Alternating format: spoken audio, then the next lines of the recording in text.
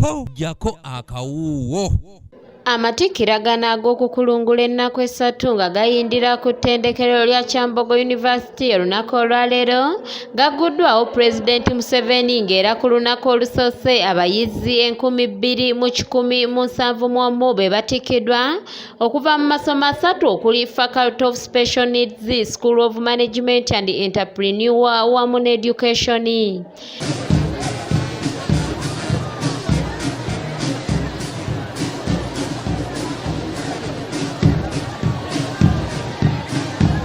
Yes. Pulezidenti Museveni asinzidde ku matikiragano n'ayozaayoza abatwala ettendekero lino wamu n'abayizi olw'obumalirivu bwe boolesanga bulijjo nga bagenda mu maaso n'emisomo gyabwe okutuusa bwe bagiwunzise. Under his stewardship, the university will continue to grow.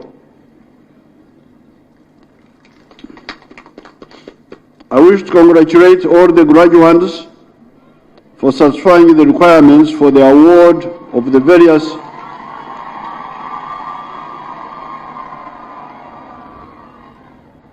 various academic qualifications achieved.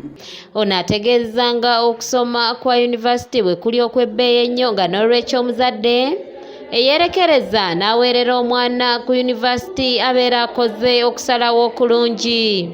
Thank you for entrusting Kyambogo University with your children and for supporting them by paying the tuition fees and other related expenses. University education is expensive, but you have endeavored to pay all the dues in support of your children's education.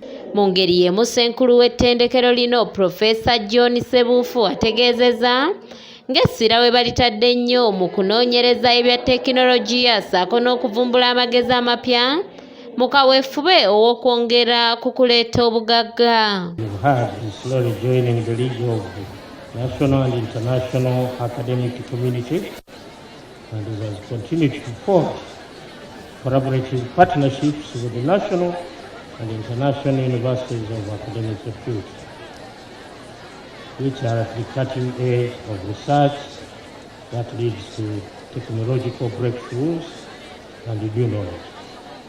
Amyuka kyansala w'ettendekero lino Profesa Erika Tunguka agambye nti programs 152 Kyambogo University zeddukanya ku mitendera egy'enjawulo nga zonna zigendereddwamu okuwa abavubuka obukugu mu ngeri ezitali zimu.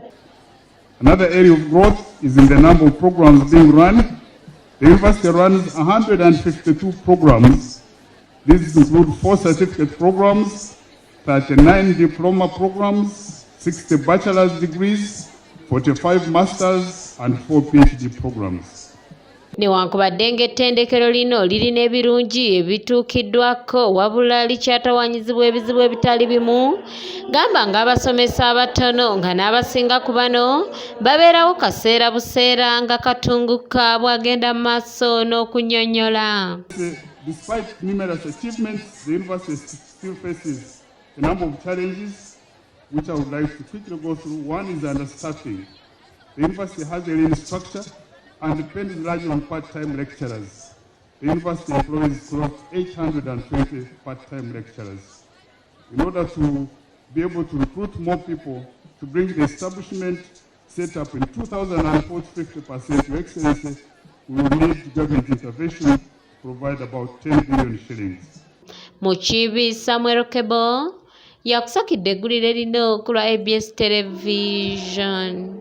And by the way, you people who have not visited our exhibition